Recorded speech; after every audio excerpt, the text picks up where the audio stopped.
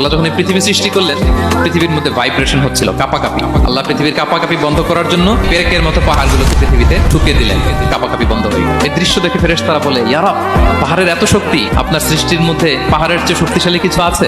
আল্লাহ বললেন আছে। সেটা কি? আল্লাহ বললেন সেটা লোহা, কারণ লোহা দিয়ে পাহাড় কাটা যায়, ঠিক কিনা? লোহার কথা শুনে ফেরেশতারা অবাক। ফেরেশতারা প্রশ্ন, তাহলে আপনার সৃষ্টির মধ্যে লোহার চেয়ে শক্তিশালী কিছু আছে? আল্লাহ বললেন আছে। কি সেটা? আন্নার, আগুন। কারণ আগুন লোহাকে কি করে? গলিয়ে ফেলে।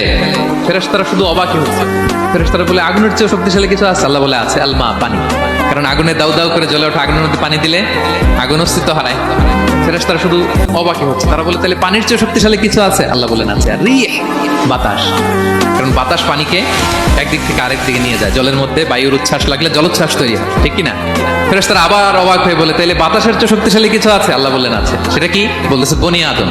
ওই মানুষ শক্তিশালী যে গোপনে দান করে, এত গোপনে যে ডান হাত কি দান করলো, বাঁ হাত সেটা টের পায় না। পড়েন সুবহানাল্লাহ।